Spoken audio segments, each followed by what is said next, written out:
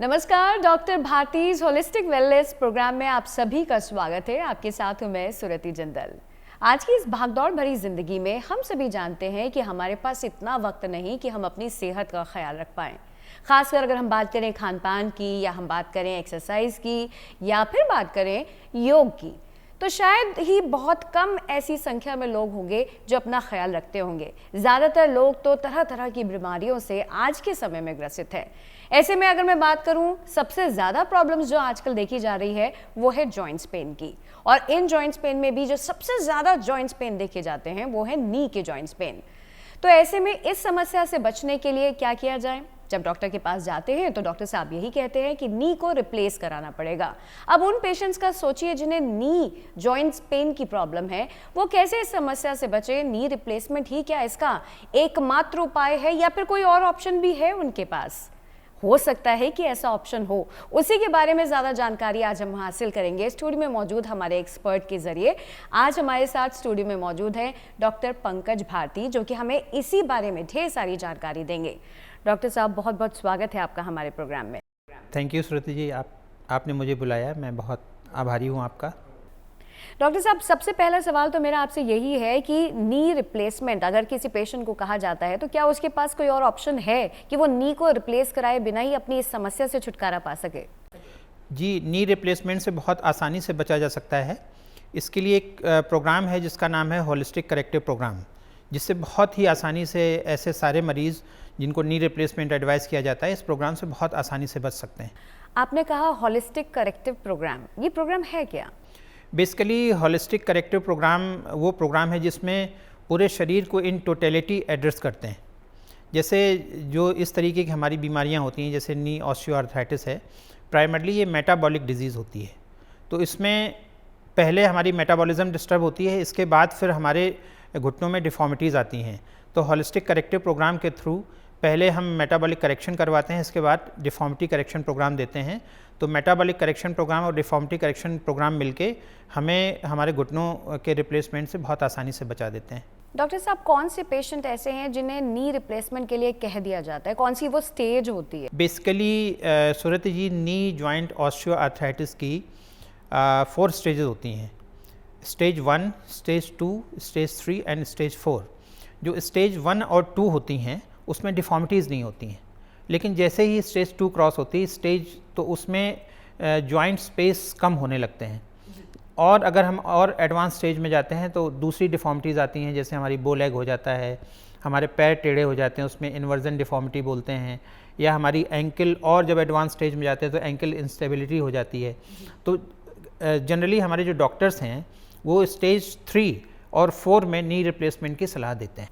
अब स्टेज 4 पर knee replacement की अगर सलाह मिल गई किसी पेशेंट को और वो आपके पास आया और आपने उसे ये ट्रीटमेंट सजेस्ट किया, तो इस ट्रीटमेंट में क्या क्या होता है? बेसिकली मैंने जैसा आपको पहले बताया ना कि हम लोग मेटाबॉलिक करेक्शन की तरफ ध्यान देते हैं, उसमें डिटॉक्सिफिकेशन प्रोग्राम देते हैं, वाइटल ऑर्गन क्लिनजिंग प्रोग्राम देते हैं, सिस्टम को एल्कलाइज करते हैं और पेशेंट को ऑप्टिमम न्यूट्रिशनल कवर पे रखते हैं। ये तो ट्रीटमेंट का एक हिस्सा है। दूसरा जो बहुत ही महत्वपूर्ण हिस्सा है, जो मैंने अभी आपको डिफॉर्मिटीज़ बताई, तो होलिस्टिक करेक्टिव प्रोग्राम के दूसरे हिस्से में हम उसकी पेशेंट की डिफॉर्मिटीज़ को करेक्ट करते हैं। जी डॉक्टर साहब, ये कितने टाइम पीरियड का ट्रीटमेंट होता है? डिपेंड करता है कि जो ग्रेड 3 के पेशेंट्स आते हैं उनमें, उनको जब हम ट्रीटमेंट देना स्टार्ट करते हैं तो 6 दिन के अंदर उनमें पॉजिटिव चेंजेस आने लगते हैं। तो जैसे अर्ली ऑस्टियोआर्थराइटिस है, अभी अभी ग्रेड 3 स्टार्ट हुआ है, तो 1 महीने के अंदर उसको बहुत अच्छे रिजल्ट्स आ जाते हैं, लेकिन अगर ग्रेड 4 है तो उसको थोड़ा सा टाइम ज़्यादा लग सकता है। अब मेरा सवाल आपसे अगला यही है कि इसकी सक्सेस रेट क्या है?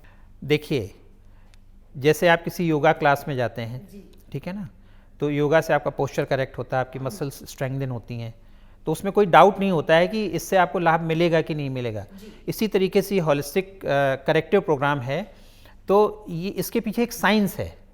तो अगर हम होलिस्टिक करेक्टिव प्रोग्राम लेते हैं और उसको प्रॉपर्ली उसको फॉलो करते रहते हैं तो रिजल्ट्स निश्चित रूप से इसमें आते हैं और सभी पेशेंट्स में आते हैं। ये रूल है।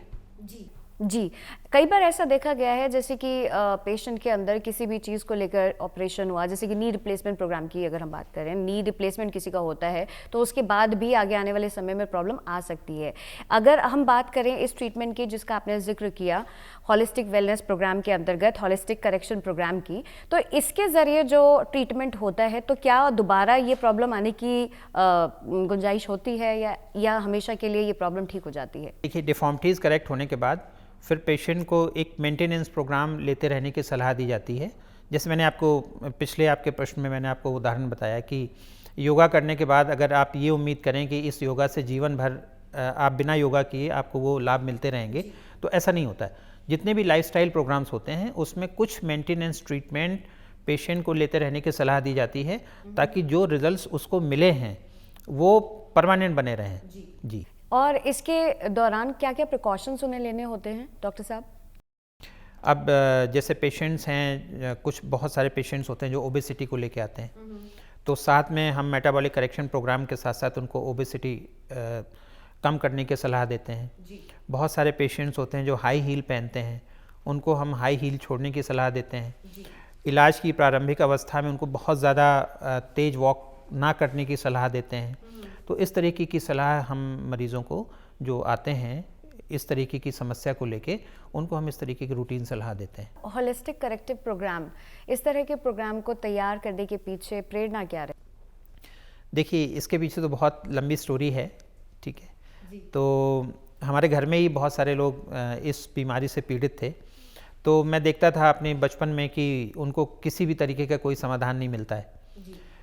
उनको बहुत सारी दवाइयाँ लिखी जाती हैं, वो सुबह से शाम तक दिन में 3 बार या 4 बार दवाइयाँ खाते रहते हैं, इसके बाद भी उनको कोई समाधान नहीं मिलता है, वो रोज़ कंप्लेंट्स करते रहते हैं। तो मेरे मन में आया कि जब मैं डॉक्टर बनूंगा तो क्यों ना क्योंकि मैं उस समस्या से अपने घर में रोज़ रूबरू हो रहा था ना, तो उससे मैं बड़ा मेरे मन में कहीं था कि जब मैं डॉक्टर बनूंगा तो मैं नी एक्सपर्ट बनूंगा।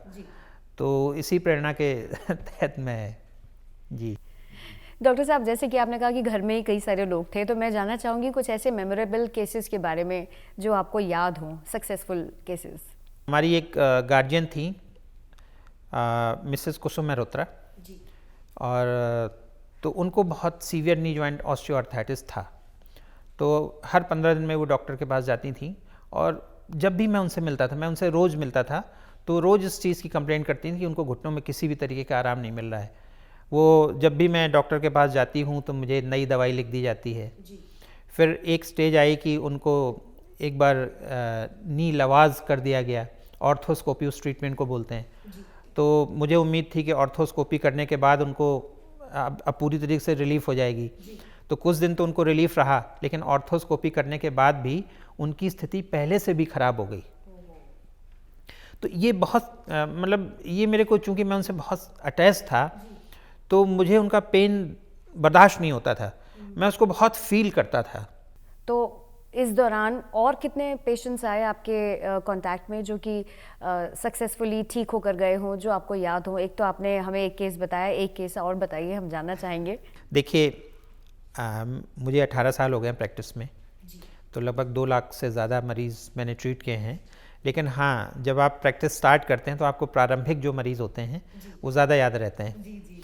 तो मुझे याद है कि 2009 में एक पेशेंट आई हमारे पास, उनका नाम था मिसेस कुसुम श्रीवास्तव। तो चूँकि मेरी प्रारंभिक पेशेंट थी तो उनकी पूरे डिटेल्स मुझे पता हैं। उस समय जिस समय वो मेरे पास आई, वो बेड रिडन थी। जब उनको मेरे पास लाया गया तो वो वैन में ही लेटी हुई थी। तो उनको सीवियर नी जॉइंट ऑस्टियोआर्थराइटिस था, उनको मल्टीपल डिस्क प्रोलैप्स थे, उनको सर्वाइकल स्पॉन्डिलोसिस था, उनको अनकंट्रोल्ड डायबिटीज़ था, और उनकी बहुत ही ग्रॉसली ओबीज थी वो, तो बहुत सारी प्रॉब्लम थी। तो उनके हस्बैंड मेरे पास आए तो उन्होंने मुझसे रिक्वेस्ट की कि मैं स्पेशल केस की तरह उनको लूँ। चूँकि मैंने इतना गंभीर केस कभी नहीं लिया था, बट फिर भी मैंने हिम्मत दिखाई कि मैंने कहा मैंने बहुत सारे केसेस ठीक किए हुए हैं, इस केस को मैं एक चैलेंज की तरह लेता हूँ। और उनके हस्बैंड ने भी कॉन्फिडेंस दिखाया। जब मैं पेशेंट के पास गया तो मैंने उनको कंसोल किया कि मैं बिल्कुल आपको ठीक करूँगा। जबकि मुझे पूरा भरोसा नहीं था कि पेशेंट सच में ठीक हो, क्योंकि इतना गंभीर पेशेंट मैंने कभी ठीक नहीं किया था।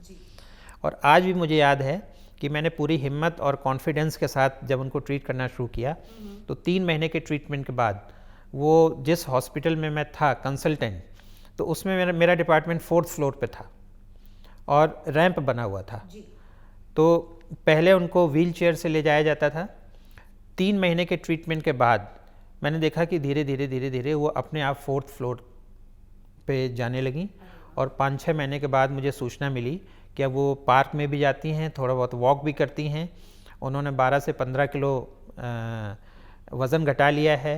अब उनकी डायबिटीज़ अंडर कंट्रोल आ गई है, ठीक है ना। तो ये वो मेरे चूँकि प्रारंभिक केस था, तो अभी भी वो चेहरा और वो केस, उनके रिजल्ट्स मेरे जहन में है।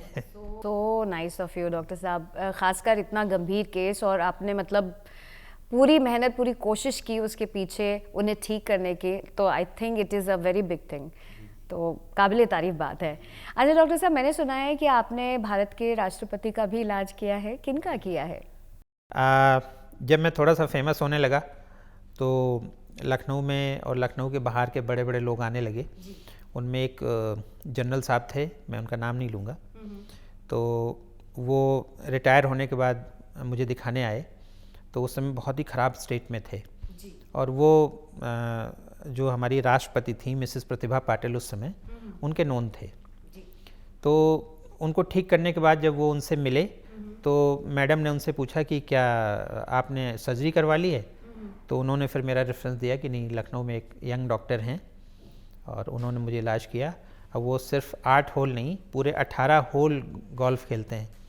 तो उनके रेफरेंस से फिर मैडम की जो चीफ फिजिशियन थी, उन्होंने मुझे कॉल किया, मैं वहाँ गया, फिर मेरा प्रेजेंटेशन हुआ, इसके बाद फिर उनका ट्रीटमेंट मैंने शुरू किया। वाओ डॉक्टर साहब, वाकई में ये आपके लाइफ टाइम एक्सपीरियंस में सबसे बेस्ट एक्सपीरियंस रहा होगा। नहीं, बेस्ट एक्सपीरियंस ही नहीं है। अच्छा, इससे अलावा भी बेस्ट हैं? नहीं, बेस्ट एक्सपीरियंस वो होता है जब आप उन लोगों की मदद करते हैं जो आपके दिल के सबसे करीब होते हैं। नो डाउट, बिल्कुल ठीक कह रहे हैं। मुझे याद है अपनी मम्मी का केस। मेरी मदर को मल्टीपल डिस्क प्रोलैप्स थे और जब भी मैं उनसे बोलता था कि मैं उनका ट्रीटमेंट कर सकता हूँ तो मुझसे बोलती थी नहीं, किसी बड़े डॉक्टर को दिखा दो। अच्छा, हाँ, तो कई बार मैंने उनसे बोला नहीं, बोले वो नहीं, मुझे किसी बड़े डॉक्टर को दिखा दो। तो मैंने कहा नहीं, जिनको आप चाहती हैं मैं उनको दिखा देता हूँ। तो जिसको वो बोलती थी, जिस भी डॉक्टर को, मैं वहाँ जाके उनको दिखवा देता था। तो ऐसे करके 7 साल बीत गए। तो मैंने देखा कि उनकी कंडीशन लगातार ख़राब होती जा रही है। एक बार मेरा छोटा भाई दिल्ली से आया, जो आर्किटेक्ट है, तो वो आया, वो उनको दिल्ली लेके गया। तो मुझे लगा कि अब तो दिल्ली गई हैं, बड़े बड़े हॉस्पिटल्स में कहीं ना कहीं इनका समाधान हो ही जाएगा। तो लगभग 3 महीने उन्होंने यहाँ पे दिल्ली में बड़े बड़े हॉस्पिटल्स को ट्राई किया। अंत में देखा कि उनको कोई रिलीफ नहीं है। एक बार मैंने उनको कॉल किया तो उन्होंने बताया कि मैं तो पिछले 15 दिनों से बिस्तर पे पड़ी हूँ। फिर मैंने उनसे पूछा कि मम्मी अब क्या? फिर उन्होंने बोला कि तुम भी तो कभी कभी कहते थे कि कुछ करते हो। मैंने कहा हाँ, लेकिन आप जब करवाएंगी तब तो ठीक होंगी ना। तो फिर बोले अच्छा ठीक, थोड़ा सा मुझे आराम हो जाए, मैं चलने फिरने लगूँ, फिर मैं आके ट्रीटमेंट लेती हूँ तुम्हारे पास। तो वो फिर मैंने कहा ठीक है, आप इंजेक्शन लेके आ जाइए। तो लेकिन बोले नहीं, मैं थोड़ा सा रिकवर हो जाऊँ तब मैं आती हूँ। तो फिर वो रिकवर होके लखनऊ आई। फिर मैंने अपना होलिस्टिक करेक्टिव प्रोग्राम उनको देना शुरू किया। तो आज भी मुझे याद है कि 15 दिन के ट्रीटमेंट के बाद मम्मी घर से, और जो मेरा सेंटर है वहाँ पैदल चल के आने लगी थी। और ये स्टोरी 6 साल पहले की है और आज मेरी मम्मी बिल्कुल फिट हैं। वो किसी भी बीमारी के लिए किसी भी प्रकार की कोई दवा नहीं खाती हैं। 4 किलोमीटर वॉक करने जाती हैं, सुबह आधे घंटे प्राणायाम करती हैं और हेल्दी फूड खाती हैं और 69 ईयर्स की एज में बिल्कुल वो फिट हैं। तो जब मम्मी ठीक हुई तो हमारे बहुत सारे रिश्तेदार जो इस तरीके की बीमारियों से पीड़ित थे, उन्होंने हमारे यहाँ आके घर में इलाज लेना शुरू किया। तो मुझे सबसे बड़ी इस बात की खुशी हुई कि मेरे घर में मेरी मम्मी मुझे दीपू से डॉक्टर समझने लगी और जो बहुत सारे जो रिश्तेदार थे अपने घर में, उनका मुझे ट्रीटमेंट करने का मौका मिला। तो ये जो मेरी उपलब्धि है ना, इसको मैं बहुत सबसे बड़ी उपलब्धि मानता हूँ। जी। उसका परिणाम ये है कि घर में अब कभी भी किसी को भी इस तरीके की परेशानी होती है तो I am the first doctor जिसको वो कंसल्ट करते हैं। वाह, तो मम्मी की सोच भी चेंज हुई और घर वाले जितने भी थे सब आपके सपोर्ट में आए। So nice. डॉक्टर साहब, नी ठीक करने का बेसिक सिद्धांत क्या है? देखिए, ये एक सबसे महत्वपूर्ण और सबसे अच्छा प्रश्न आपने पूछा है। जो हमारा नी जॉइंट है वो दो हड्डियों से मिलकर बना होता है। एक हमारी थाई बोन होती है और एक हमारी लेग बोन होती है। दोनों हड्डियों के बीच में कुशन होता है। जो हमारी थाई बोन होती है उसमें दो उभार जैसी संरचनाएं होती हैं, स्ट्रक्चर्स होते हैं जिनको हम कॉन्डाइल्स बोलते हैं। तो हमारा जो अंदर की तरफ वाला कॉन्डाइल होता है वो बाहर की तरफ वाले कॉन्डाइल से बड़ा होता है। तो वो हमारे जो कॉन्डाइल्स हैं वो कुशन के ऊपर मूव करते हैं। तो चूंकि कॉन्डाइल्स जो होते हैं वो छोटे बड़े होते हैं, तो जिस समय हम चलते हैं उस समय हमारे घुटने में लॉकिंग और अनलॉकिंग मूवमेंट्स होते हैं। लॉकिंग और अनलॉकिंग मूवमेंट्स के दौरान चूंकि दोनों कॉन्डाइल्स का जो स्ट्रक्चर है वो अलग अलग होता है, स्ट्रक्चरल इम्बैलेंस होता है, ये गॉड गिफ्टेड है। तो चलते समय जब हम लॉकिंग अनलॉकिंग मूवमेंट होते हैं तो एक एडिशनल मूवमेंट होता है, रोटेशनल मूवमेंट। तो जब एडवांस स्टेज में हमारी नी जॉइंट में ऑस्टियो आर्थराइटिस होता है, जब कुशन हमारा अंदर की तरफ वाला जो कुशन है वो घिसने लगता है, स्पेस कम हो जाता है, तो ऐसी स्टेज में क्या होता है कि हमारी थाई अंदर की तरफ घूम जाती है और जो हमारी लेग बोन है जिसको हम शिन बोलते हैं बाहर की तरफ घूम जाती है। तो अगर हम उसको ऐसे देखें तो थाई अंदर और लेग और ये हमारा घुटना कोलैप्स हो जाता है, स्पेस रिडक्शन हो जाता है। तो हॉलिस्टिक करेक्टिव प्रोग्राम के थ्रू हम इसका रिवर्स कर देते हैं। जो हमारा ट्विस्टेड जॉइंट है, स्पेस कम हो गया है, उसको हम अनट्विस्ट कर देते हैं। जी, इसको हम स्क्रू क्रैब बॉटल प्रिंसिपल बोलते हैं। तो जैसे ही हम उसको अनट्विस्ट करते हैं तो जो हमारा अंदर की तरफ दोनों घुटनों के बीच में स्पेस घट गया होता है ना, वो स्पेसेस हमारे वाइडन अप हो जाते हैं, नंबर 1। दूसरी चीज़ करते हैं क्योंकि जो हमारे नी जॉइंट का सपोर्ट है वो सपोर्ट लोकल सपोर्ट भी हैं, लिगामेंट्स होते हैं, हमारे बाहर के लिगामेंट्स होते हैं जो हमारी हड्डियों को इधर उधर जाने से रोकते हैं। बीच में लिगामेंट्स होते हैं, आपने सुना होगा क्रूशिएट लिगामेंट्स उनको बोलते हैं। जो जिम्नास्ट होते हैं जब कूदते हैं तो वो लिगामेंट्स हमारे टूट जाते हैं। तो हमारे घुटने में 2 लिगामेंट्स वो होते हैं जो हमारी हड्डियों को आगे पीछे जाने से रोकते हैं। तो जो हमारे सपोर्ट्स होते हैं वो कमर से लेके तलवे तक स्टार्ट होते हैं। जो हमारे घुटने को सपोर्ट करने वाले मेनली हमारे 3 स्ट्रक्चर्स होते हैं। हमारी मांसपेशियां होती हैं, हमारे लिगामेंट्स होते हैं और हमारे टेंडन्स होते हैं। क्योंकि हम बहुत लंबे समय तक एल शेप में बैठे रहते हैं, हमारा फुटवियर ख़राब होता है, गड़बड़ होता है, तो उसके कारण हमारी जो मांसपेशियां हैं वो स्पैज़्म में चली जाती हैं, सिकुड़ जाती हैं। तो प्रोग्राम की दूसरी अवस्था में जो हमारी मसल स्पैज़्म है उसको रिलीज़ करते हैं। नी जॉइंट में क्या होता है कि नी जॉइंट में जो पेन होता है वो 3 चीज़ों के कारण पेन होता है। एक तो मांसपेशियां हमारी स्पैज़्म में होती हैं, उसके कारण से पेन होता है। दूसरा पेन होता है हमारे जो टेंडन्स होते हैं, टेंडन्स वो स्ट्रक्चर होते हैं जो मसल को बोन से अटैच करते हैं, तो उनमें क्रॉनिक टेंशन होता है। तीसरा जो पेन होता है कि हमारा जो कुशन है उसके घिसने के कारण हमारी नर्व एंडिंग्स एक्सपोज हो जाती हैं। तो जब वो हड्डी हमारी नर्व एंडिंग से रगड़ खाती है तो उसके कारण पेन होता है। तो इन तीनों के कारण पेन होता है। तो जब हम करेक्टिव प्रोग्राम देते हैं तो मसल स्पाज्म रिलीज़ करते हैं तो उससे पेन रिलीफ होता है, क्रॉनिक टेंडन टेंशन रिलीज़ करते हैं तो उससे पेन रिलीफ होता है, और जैसे ही हमारे स्पेसेस अनट्विस्ट करते हैं तो हमारे स्पेसेस वाइडन अप हो जाते हैं। तो वाइडन अप होने से हमारी जो कॉन्डाइल है, जो नर्व एंडिंग्स को इरिटेट कर रहा था, वो इरिटेशन बंद हो जाता है, जिसके कारण से पेशेंट को पूरा पेन में रिलीफ हो जाता है। सेकेंडली, अलाइनमेंट होने से इसके बाद मसल स्ट्रेंथनिंग करते हैं, तो जब अलाइनमेंट होता है तो उससे पेशेंट प्रॉपर हमारा वॉक करने लगता है। धीरे धीरे मैंने देखा है कि गंभीर से गंभीर मरीज जो 2 कदम भी नहीं चल पाते थे वो पार्क में जाके थोड़ा सा टहलने लगते हैं, वो आसानी से बिना लिफ्ट के up and down the stairs जाने लगते हैं। इसके बाद जब पेशेंट को ऑप्टिमम रिजल्ट्स मिल जाते हैं तो फिर हम उनको कुछ एक्सरसाइजेस करने की सलाह देते हैं, और अगर 15 से 20 मिनट वो रोज़ अपने घुटने को घुटनों की एक्सरसाइज करते रहते हैं तो उनको जीवन में कभी भी रिप्लेसमेंट की ज़रूरत नहीं पड़ती है। तो इस प्रिंसिपल पे हमारा पूरा ये जो है ना ये पूरा ट्रीटमेंट काम करता है। और सबसे बड़ी ख़ास बात है ना कि मैंने देखा है कि सर्जरी सक्सेसफुल और अनसक्सेसफुल होने का एक परसेंटेज होता है कि अभी भी अगर हम स्टैटिस्टिक्स देखते हैं तो देखते हैं कि एक सर्टेन परसेंटेज जो है ना फेल हो जाता है, ठीक है ना, उसके पीछे वेरियस रीजंस होते हैं।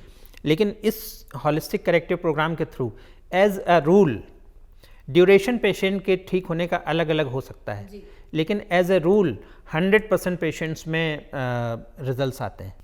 डॉक्टर साहब, जैसे कि आपने रिजल्ट का जिक्र किया है तो मैं ये भी जानना चाहूँगी कि नी रिप्लेसमेंट ट्रीटमेंट और होलिस्टिक करेक्शन प्रोग्राम में क्या अंतर है, इनके रिजल्ट्स में क्या डिफरेंस? नी रिप्लेसमेंट में एक एग्जीक्यूशन होता है सीधे और उसको हम लाइफ इम्प्रिजनमेंट में चेंज कर देते हैं, बल्कि बहुत सारे केसेस में हम उसको पूरी तरीके से मुक्त भी कर देते हैं, ठीक है ना।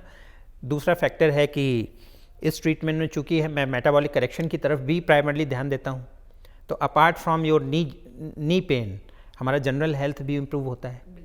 हम वेट रिडक्शन की तरफ भी ध्यान देते हैं, तो कॉम्प्लीमेंट्री वेट रिडक्शन भी मिलता है, ठीक है ना। और पेशेंट का जो क्वालिटी ऑफ लाइफ है वो मैनी फोल्ड इम्प्रूव होता है, not only the knee health but quality as a whole जो लाइफ है वो उसमें कई गुना ज़्यादा उसमें सुधार आता है। और तीसरा जो सबसे बड़ा फैक्टर है कॉस्ट फैक्टर है ना, पेशेंट को लैक्स में इन्वेस्टमेंट नहीं करना पड़ता है, ठीक है ना। ट्रीटमेंट की कॉस्ट नी रिप्लेसमेंट की कॉस्ट से लगभग अगर मैं देखता हूँ तो 8 से 10 गुनी कम होती है। अच्छा जी, ये तो काफ़ी फ़र्क है, काफ़ी अंतर है। और जो एडिशनल जो मैंने इम्प्रूवमेंट बताए ना, जो मेटाबॉलिक करेक्शन, वो तो सारी चीज़ कॉम्प्लीमेंट्री है। डॉक्टर साहब, एक सवाल और आपसे पूछूंगी जाने से पहले, आप हमारे जो दर्शक हैं उनको क्या सलाह देना चाहेंगे? देखिए, सबसे पहले तो मैं उन दर्शकों को जिनको अभी नी रिप्लेसमेंट नहीं करवाया गया, मतलब अभी जिनके जॉइंट्स हेल्दी हैं, उनको मैं सलाह दूंगा कि वो कुछ अपने जीवन में वॉक करना शुरू करें, कुछ व्यायाम करना शुरू करें। अगर उनका फुटवेयर ख़राब है तो अपना फुटवेयर ठीक करवाएं, ठीक है। अगर उनका वेट ज़्यादा है तो वेट घटाना आज की डेट में बहुत आसान हो गया है, अपने वेट की तरफ ध्यान दें। क्योंकि जो नी जॉइंट ऑस्टियोआर्थराइटिस है ये प्राइमरली ये हमारी लाइफस्टाइल डिजीज़ है। तो अगर हम अपना लाइफस्टाइल ठीक करेंगे और ये जो मैंने आपको चीज़ें बताई हैं तो आपके घुटने ख़राब ही नहीं होंगे। दूसरी, उन मरीज़ों के लिए जिनको अभी अभी बिल्कुल पेन स्टार्ट हुआ है, अर्ली ऑस्टियोआर्थराइटिस है, ग्रेड 1 या ग्रेड 2 ऑस्टियोआर्थराइटिस है, तो वो बहुत आसानी से बिना करेक्शन के ठीक की जा सकती है। उसमें उनको वज़न कम करना है, अपना थोड़ा सा कुछ न्यूट्रिशनल सप्लीमेंट्स खाने हैं और कुछ स्पेसिफिक एक्सरसाइजेज हैं जिससे उनका ग्रेड 1 और ग्रेड 2 में पूरी तरीके से घुटना रिवर्स हो जाता है। और अगर ग्रेड 2 क्रॉस कर गया है, ग्रेड 3 में है, तो भी घबराने की ज़रूरत नहीं है। होलिस्टिक करेक्टिव प्रोग्राम जो मैंने अभी बताया, उस प्रोग्राम के थ्रू उनकी जो डिफॉर्मिटी बहुत आसानी से करेक्ट हो जाती है, तो वो उनको रिप्लेसमेंट करवाने की ज़रूरत नहीं पड़ती है। तो अगर कोई ऐसी उनको परेशानी है तो उनको बिल्कुल भी परेशान होने की ज़रूरत नहीं है, समाधान है, और जब समाधान है तो उसका लाभ उठा सकते हैं। डॉक्टर साहब, आप हमारे प्रोग्राम में आए, आपने इतनी ख़ास जानकारी दी और एक बहुत बड़ी टेंशन मुझे लगता है आपने हमारे पेशेंट्स की हल की है, एक बहुत अच्छा ट्रीटमेंट बताकर, होलिस्टिक करेक्शन प्रोग्राम बताकर, तो उसके लिए आपका बहुत बहुत धन्यवाद। Thank you very much. इसी के साथ वक्त हो गया इजाज़त लेने का, लेकिन जाने से पहले आप सभी को यही कहूँगी कि जिस तरह से डॉक्टर साहब ने आपको समझाया, आप अपनी सेहत का ख्याल रखें। किसी भी तरह की समस्या होती है तो उसका समाधान ज़रूर होता है, और ज़रूरी ये नहीं कि उसका समाधान ऑपरेशन या सर्जरी ही होता है। और जैसे कि आज डॉक्टर पंकज भारती ने हमें इतना अच्छा उपाय बताया है, तो उम्मीद करती हूँ कि बहुत सारे पेशेंट्स के लिए, खासकर उनके लिए जिनको नी रिप्लेसमेंट की सलाह दी गई है, उनके लिए ढेर सारी राहें अब खुल चुकी हैं। और सही वक्त पर अगर आप सही इलाज कराएंगे, डॉक्टर पंकज भारती को अप्रोच करेंगे, तो मुझे पूरा यकीन है कि आप अपनी समस्या से छुटकारा पा सकेंगे, वो भी कम खर्च में, कम वक्त में, और बेहतर इलाज, बेहतर रिजल्ट आपको मिलेगा। इसी के साथ मुझे यानी सुरति को दीजिए इजाज़त। अपना ख्याल रखिए। नमस्कार।